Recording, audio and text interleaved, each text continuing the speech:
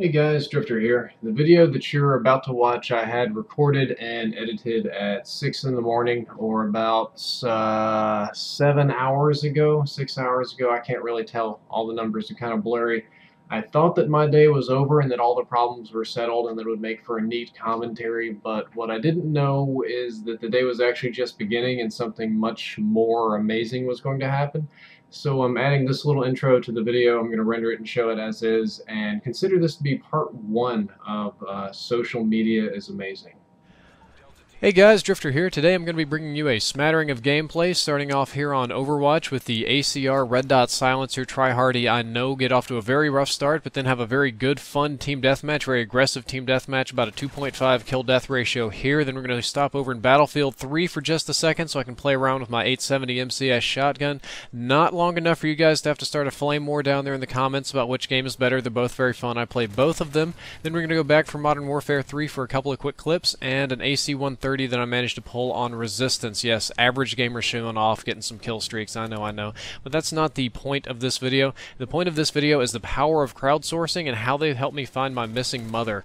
My mother has been missing for the last 24 hours. As of recording this video, it's 6 in the morning over here, and I've got rays of sunlight peeking in past the trees, creeping in through my window, past the giant picture of Jesus, hitting my wife's face as she types on the computer. She hasn't gone to bed either. It's been a very, very long day, a lot of random phone calls, but my mom is or was a self-admitted mental patient to University Behavioral Health Center in Denton, Texas. For those of you that live in Denton or Dallas, it's one of many adult patient care and addiction care facilities up there. I don't know how or why, but she was discharged and clearly not in her right state of mind. She called me this afternoon and just asked me when me and my wife were going to come pick her up, and I was like, what are you talking about? I didn't even know you were out. How did this happen? And this afternoon I got lots and lots of crazy phone calls from my mom about where she was and what was going on. And at the end of the day, the thing that helped me find my mom, that located her to save the day, sort of more or less, is Twitter. I know it sounds stupid, it sounds crazy, but I had some amazing people, subscribers, and other people that are monitoring Twitter 24/7 stepping up and helping me. I'm going to get to them in a little bit, but I know all of you right now probably just want to know about my mom and what happened. So I got that. I didn't know what was going on. I called my brother. My brother said, yeah, she's saying all kind of crazy stuff. Pick up a little double kill right here. Called my aunt, same kind of thing, all sorts of crazy information. My aunt asked my mom, okay, like, give me somebody in charge. Give me somebody at the gas station where you're at, or at the health center, or whatever. And my mom puts this woman on the phone, and this woman says, I don't have brown hair. I have a different color hair. It's only my first time here. And it's like, oh hell, hang up. And I get phone calls from my mom, something about trading insurance numbers. Then her truck has been stolen.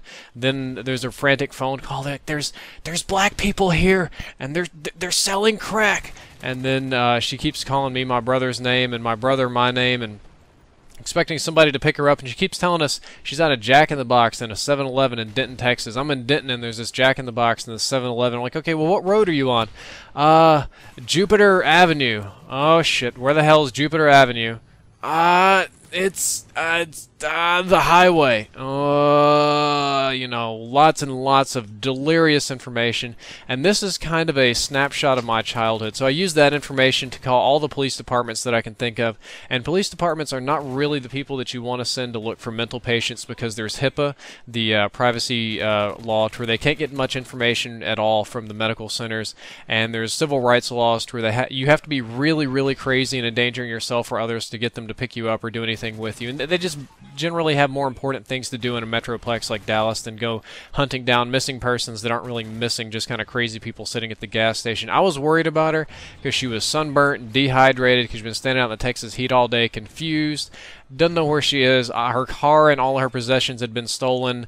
I mean, for all I know, she could have got robbed or ganked or walked out in front of traffic. I think she did walk out in front of traffic at one point. My brother said he heard tires screeching while he was on the phone with her. So who knows? She's there. We're getting all sorts of crazy information.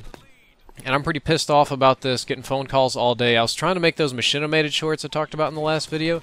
Didn't work out at all when every 30 minutes I'm getting a new crazy phone call and trying to locate my mom. But this is how I spent my childhood. My wife doesn't like these kind of stories too much because she thinks that our children may one day experience this when I inevitably succumb to schizophrenia. But if you want to know how I grew up, this is it.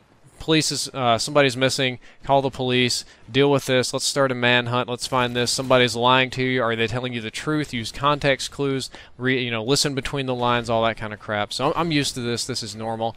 Let's move over to the Twitter part. The power of Twitter. So I'm angry and I'm just gonna be a little girl and complain about this on Twitter. And a guy on Twitter by the name of Kyle steps up and says, he's a cop in Denton. Okay, so I have a follower on Twitter that is a police officer in Denton, and he wants to help me. He sends me his phone number on Twitter, and I give him a call, and he gives me the rundown on their procedure for this sort of thing.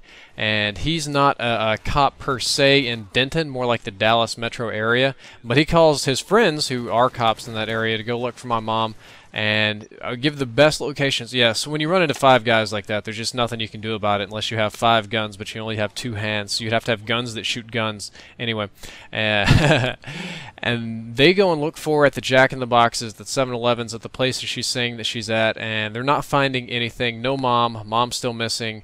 No good. My aunt calls. My aunt gets a detective, leaves a lot of information with him, but doesn't really go anywhere, doesn't get a call back, can't locate my mom. Okay, so this is getting kind of weird. The Dallas police call my brother and tell my brother my mom is in Dallas, but not very specifically as to where, and that they are not going to do anything about it. Okay, so that's not very useful, and I'm still complaining about this on Twitter, still getting a lot of random phone calls, and all of a sudden this guy called Denton Tweets starts tweeting at me. Denton Tweets. I thought it was like the city's official Twitter account, but it seems more like it's a news Twitter, not so much a gossip, but maybe somebody that runs a news organization, and they run that to try and get the scoop on things going on in Denton. So there's some altruistic motive here that the guy is genuinely trying to help me, and also some motive that he gets the first scoop on a story of a missing person in Denton, something like that helps the career. The person in the middle that you see right there, that's Captain Obvious X. He's going to be my Battlefield 3 PTFO partner in Project PTFO, so we're going to be playing Battlefield together. We're in the game together right now, and I'm going to be playing with you guys, with subscribers, because that's what the whole thing is. It's a 4v4 squad rush. 2 people, subscribers, rotate in and out every week, and you got 2 team captains, which is me and him. Hopefully it's going to be fun. Let's get back to this story. Denton Tweets includes the Twitter account for the Denton Police Department in there, which Lord knows I never knew that Denton had a Twitter account. And these are things that you read about on news, like teenagers trapped in house. They use Twitter to contact the police. I'm like, you have a smartphone. Call the fucking police. Don't use Twitter. Or, mother reports abusive husband via Facebook to the local police department on Facebook. And in my head, I'm just thinking, this is the stupidest, most ridiculous thing in the world. Who in the hell does official police business? Who doesn't? Why would you tweet the police? Why in the hell would you send Facebook messages to the police instead of just calling them? And I have learned very well that social media may well be better than that, because I called the police all day. I didn't get anywhere. My aunt called all day. She got a little bit. This guy sees the tweet from Denton Tweets. I'm assuming they've talked before.